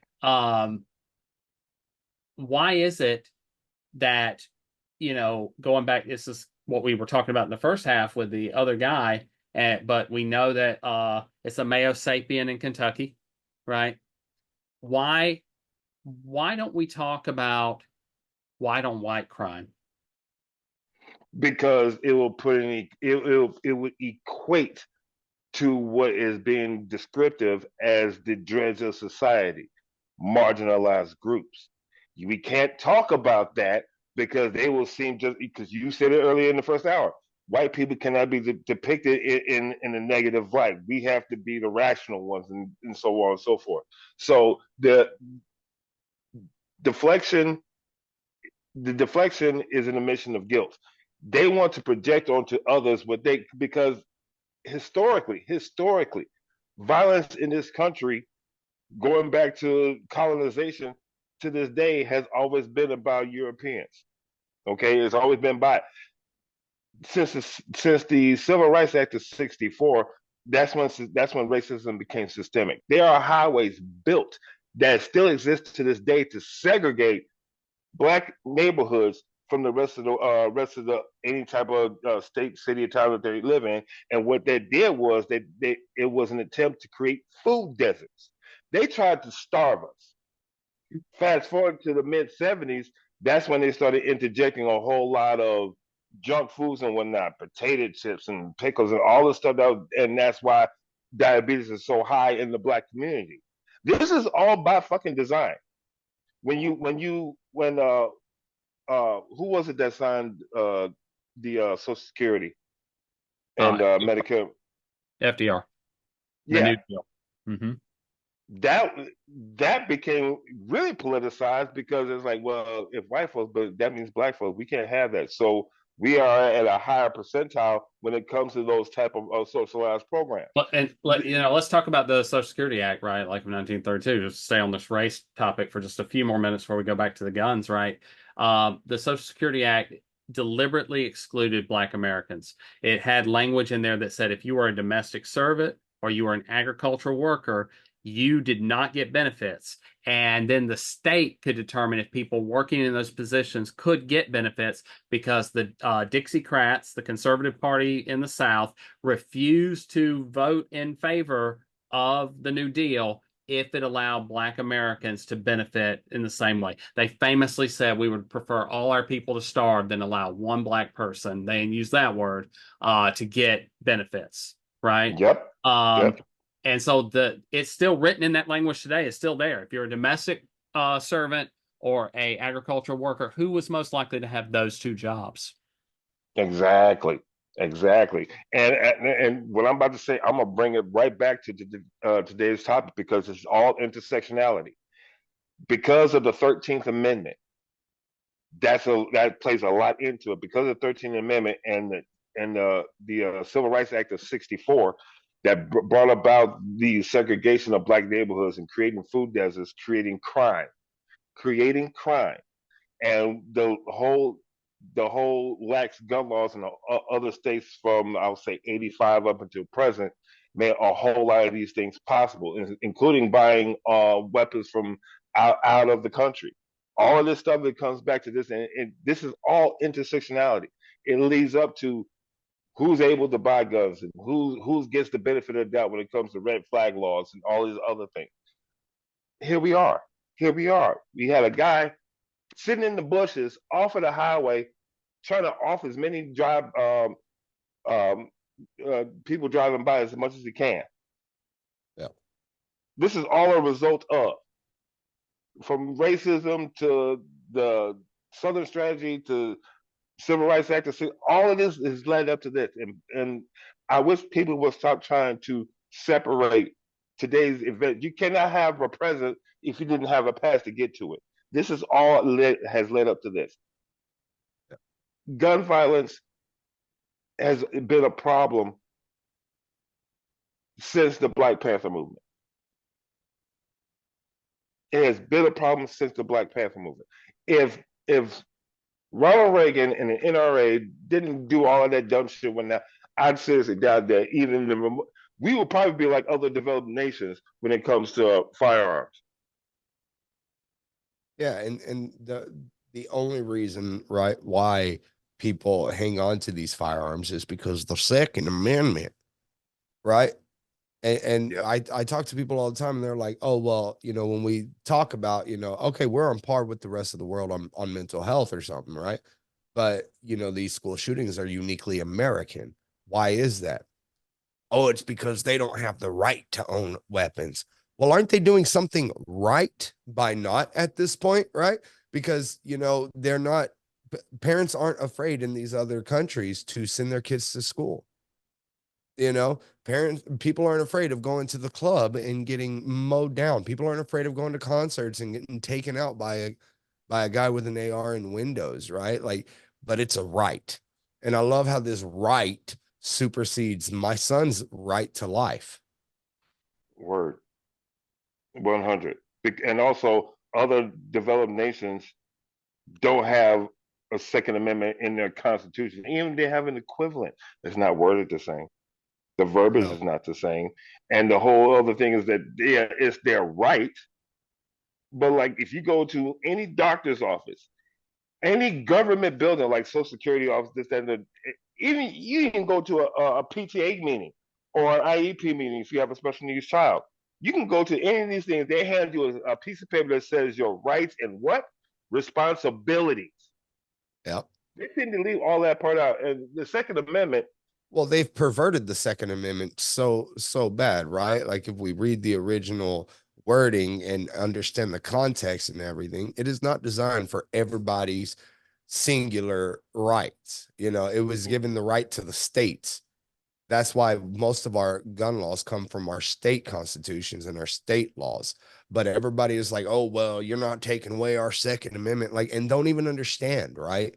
They don't understand the word well regulated. They don't understand the word militia. They don't understand the commas in between separating ideas. Like they don't understand any of this because guns, God, and Jesus, right? Like that's all we hear.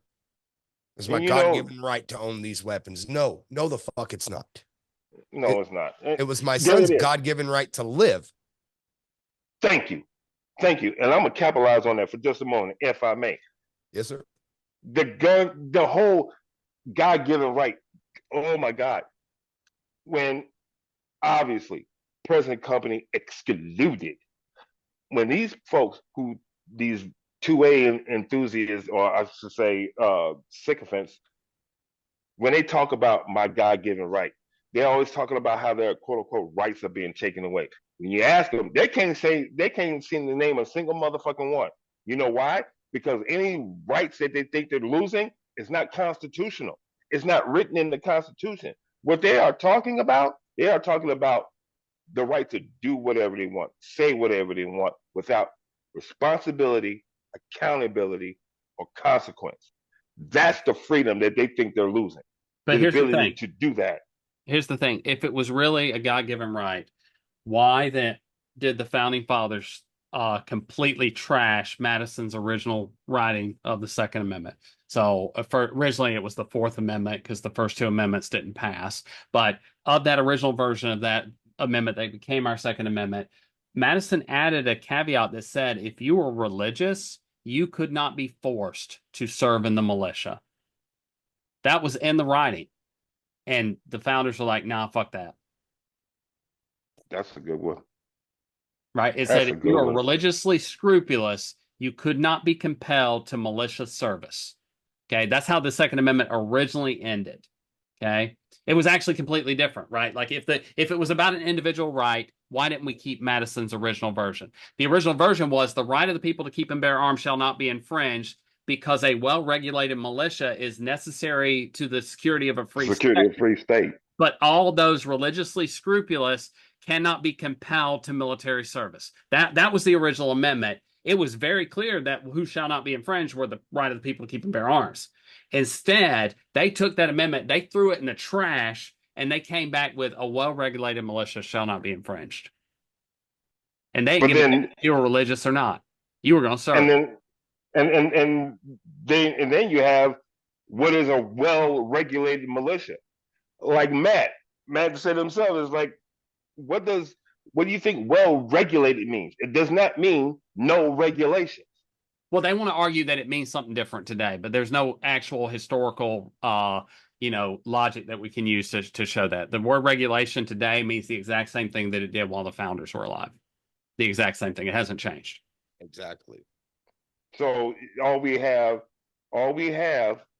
is, for all intents and purposes, the bastardization of our Constitution, just like we have the bastardization of Christianity. That's literally what we have. One of our listeners says they want the second to apply directly to them so badly that they cannot accept the proper interpretation. Yeah. I'm glad.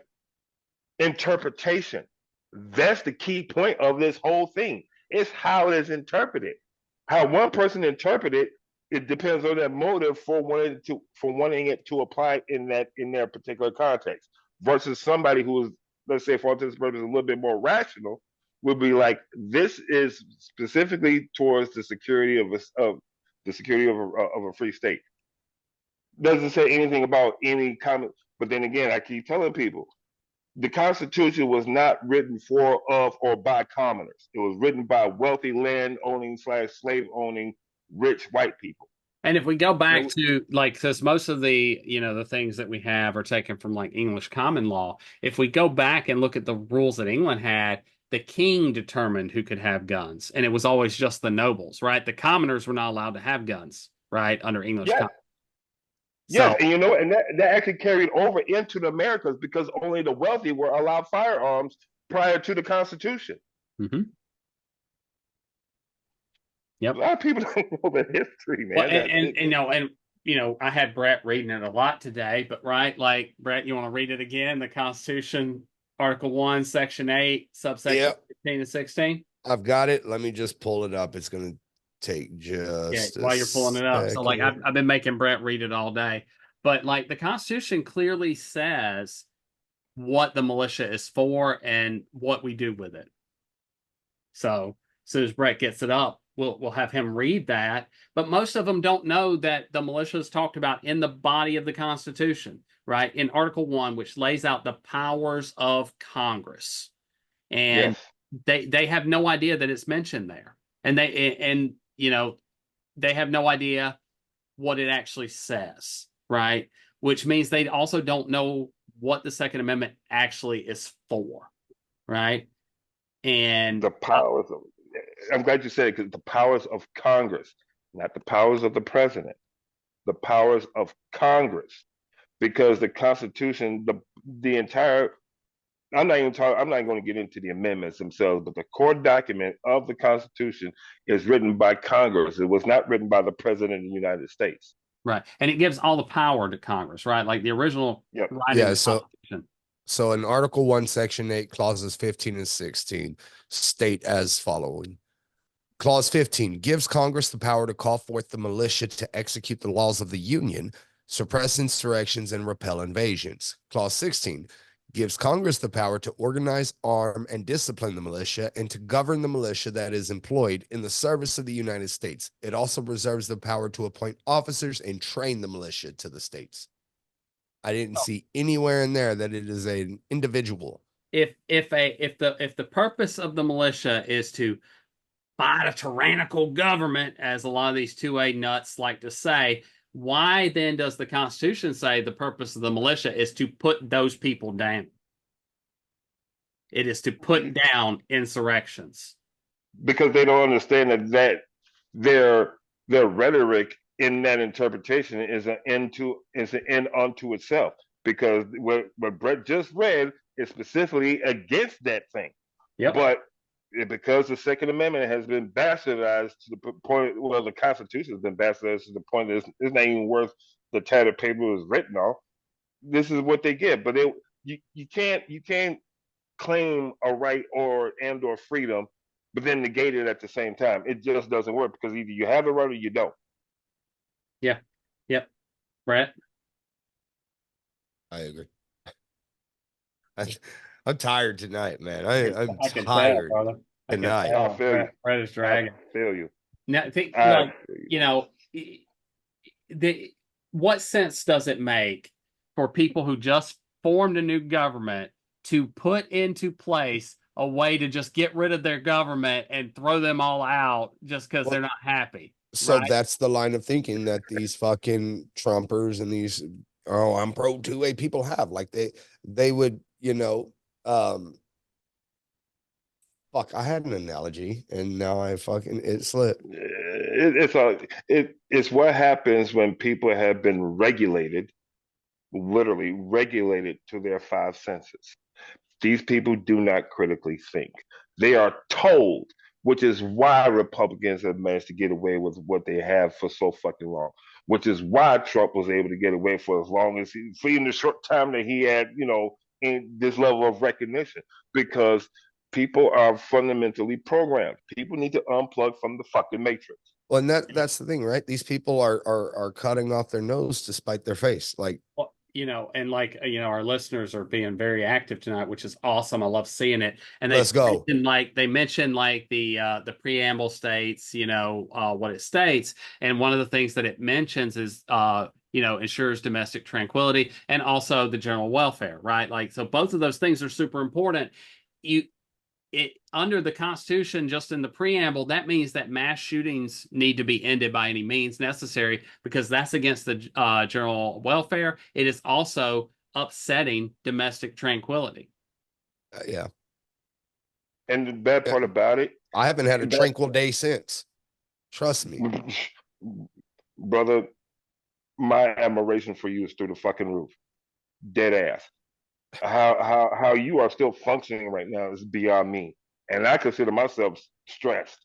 Man, it's because I have like I said, I say this all the time. I fight for Uzi so that he's remembered and so that my other kids don't suffer the same fate, right? My other kids are the ones that keep me going. This fight keeps me going because if I quit on either one of them, then it's one quick toaster bath and I'm out of here.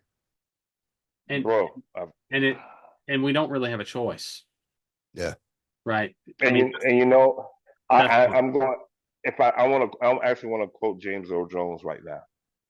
I just want to make me cry on my own radio show by bringing up Darth You got damn Vader.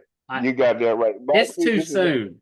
It's not actually from Star Wars. This is actually from a movie that he's not really known for, but it's my favorite movie with him, and that's Best of the Best. He's like, we are a team, but you are not a team unless you give a damn about one another. Yep. Well, this is to start final thoughts. John, you want to start us off? Yep, and I'm like you said, and I'm gonna get you to give another James Earl Jones because that the best parental advice I got from that man. Same movie. He said that if I don't give them my best, and for me, I'm meaning my children, then it's my failure and it's my disgrace. So I don't care if my boys hate me. I don't. If they become productive, self-sufficient to any degree, I can leave this earth. Because my boys, Ben, you've seen my TikToks. Mm-hmm. I will split this fucking planet in my hand. Brett, I'm ready. I know you're ready to drill a hole through the whole Earth's core at this, but my boys are everything. I can't do life without them. That's why I'm in awe of you. I am in little awe of you. The fact of the drive that you have. I wish I had half of that. It's not because I want to, man. It truly isn't. Like I say, and I say this all the time. My wife and my kids are the ones that keep me going. And this fight keeps me going as well. And it's fucked up that I'm even in this fight. I say it all the time. Like, I love Ben to death. We talk all the fucking time. But I wish I didn't know him. I wish he didn't study guns. I wish I didn't lose Uzi, at Rob. Like, and then we wouldn't have ever even have known each other. And that's what I wish, right? But unfortunately, our wishes can't come true. And I would say this because my wife comes up with some brilliant shit, and I always steal it because I'm the louder of the two. But she said one time to one of our representatives, she said, "Look, we're not asking for the world. We're not asking for a time machine to go back. That is impossible. But what we are asking for is some common sense gun reform so that other parents don't have to experience what we have, so that other children don't experience what our son experienced." And we're not asking too much. We're not begging for shit that is impossible, right? It's just common sense. And it's shit that will save Ben's kids and your kids, John, and these politicians' kids. And that's what they don't seem to understand, right? These same laws that we're asking for and trying to get could potentially save their kids' lives one day. Because I wouldn't wish this on anybody. And, I've had a lot of people come out after me and be like, well, you didn't, slam the Trump assassination, but people weren't paying attention because I said that do I think that that vile piece of shit needs to be locked up for the rest of his days? Absolutely. But I don't think anybody deserves to die by gun violence. I don't think anybody deserves to be shot. Does our justice system need to hold strong and do the right thing? Absolutely. And I don't want to see him rot in prison. There's no love for that man, right? But I've been consistent. Now, where is this consistency with everybody else? Because when my son was killed, they wore AR pins. When Trump was shot at, they wore fucking maxi pads on their ears. Why? So the people need to be consistent, and people need to fight for children's lives. If we can get past all this fake outrage, right? Because we always hear the same shit. Oh, the right, we're fighting for your kids. We're fighting for your kids. No, you're not. You're fighting so that your kids don't interact with BIPOC people. You're worried about the kids interacting with LGBTQ kids. You're scared of kids interacting and just learning to love one another instead of hating one another. That's what you're protecting the kids from, and you're not. You're just creating more and more little fucking monsters, right? That grow up and do these things, right? But we're over here just saying, man, we need more love on this earth. And that's how it's always been, right? We need more love, less hate. But one side preaches hate and one side preaches love and acceptance. So tell me which one is actually the right one and the wrong one. Yeah, that's powerful. That is a powerful statement, Brett. And I don't really know how I can even match that, much less top it, right? Like as we're ending. But I think like going back to kind of tying it all together, what tonight was about, I think we as America need to really look at the privilege that people have, right? When we start talking about how, this is overwhelmingly mass shootings are overwhelmingly a white problem, right? A white male problem, right? I actually looked up those statistics too, by the way, in case you want them. Sure, give it. So it's 97% of mass shootings are done by males. And let me find just that last little bit because I had it somewhere as well. But it was like 64. 7. I think it was like 78. Yeah. I can verify here in a bit, yeah. but that still right. Like the vast majority, overwhelming, are white and men, right? So white men make up the bulk. And yet we often give grace, right? That's if we want to talk about what white privilege is the benefit of the doubt, right? It's the benefit of the doubt. And so rather than like say, hey, that parent fucked up, or hey, that person is like, criminal, it's that poor Mr. White man, what did you do to end up in this position? How bad was your life to make you want to go harm people, right? We need to really look at the role that privilege plays. Because when we do stop and frisk, right, it's not white people that they're stopping, right? They're not like, even though when stop and frisk in New York, like overwhelmingly the contraband that was found was always found on white people, right? It was almost never found on anybody else. Yet they didn't arrest them, right? They disproportionately arrested Black and Hispanic men. So the the questions that we have to ask ourselves is, what role does privilege play? Second, we need to start looking at like actual things to solve the problem. Like Brett has been saying over and over and over for as long as I've known him, we cannot be reactive because kids are still getting killed in that situation. We need to be proactive. We need to figure out ways that can actually stop these things from happening, or at least reduce the harm, right? Because the point of law is not to eliminate all instances of a crime. It's to reduce the crime so much that we're not seeing the harm that we used to. And so we need to start there. Brett, I feel like you got something to say. You want to throw on?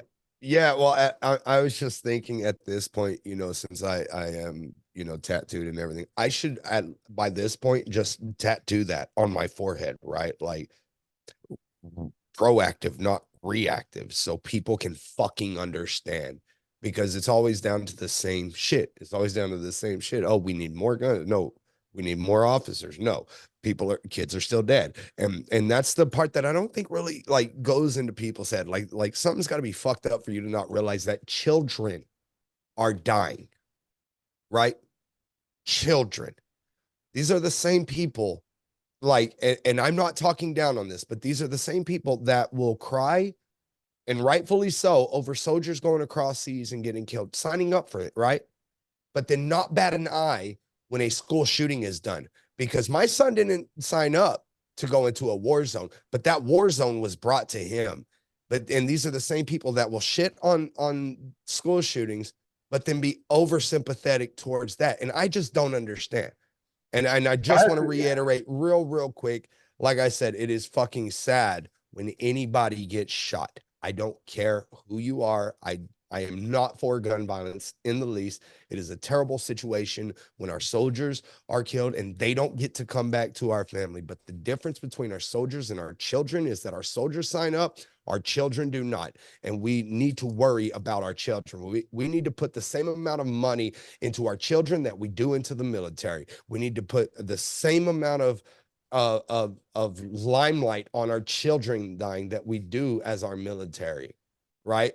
Because like I said, people sign up to give their lives for this country, and I thank them for that 100%. But my son did not sign up to you know what? I'm glad you said somebody's that, rights. because I actually did a video on this. I did a video on this. The reason why is because societally, our military is viewed as symbols of power. Our children are not. Yeah. That's powerful.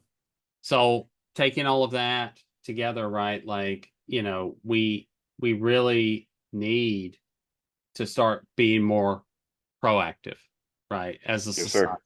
We need to stop waiting for these things to happen and making real gains to keep it from happening, right?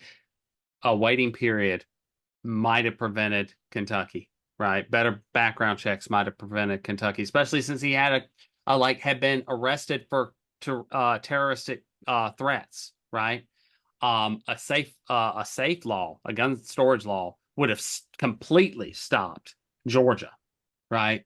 And I don't know the full details of Baltimore because, like I said, there's not a lot of stories talking about it, and I was not interviewed about that one. But, you know, I am sure that safe gun storage laws would have stopped that one too, right? Because their children, they can't get a hold of these weapons without getting them from either their parents or their friends or whatever. And if they're locked up, how do they get them, right? Like, my guns are always in a safe. And when I am not near my safe, the key to the safe, I have that with me. I don't leave that anywhere. It is always on my key ring, right? The only copy of the key to that safe is on my key ring. And that means that you would have to get a blowtorch or a drill to get into that safe to try and get to those guns. And that's the safe that I have. It would take you like 7-8 hours to drill through it. So I'll be home before you can get into it with a drill, right? So, like, there's no excuse. There's no excuse for any of these things. That being said, I'm going to end us now. So thank you all for coming out and listening. We appreciate you for being here. We are going to bring this episode of Cold Dead Hands to a close. Maybe one day we will reach a point where there are no more stories to tell. But until then, we're signing off.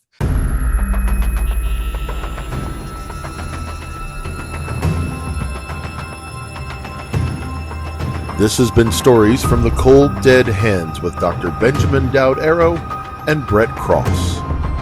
Hopefully one day we will not have any stories to tell. But until that day arrives, remember to love one another and be kind to each other. Until next week, signing off.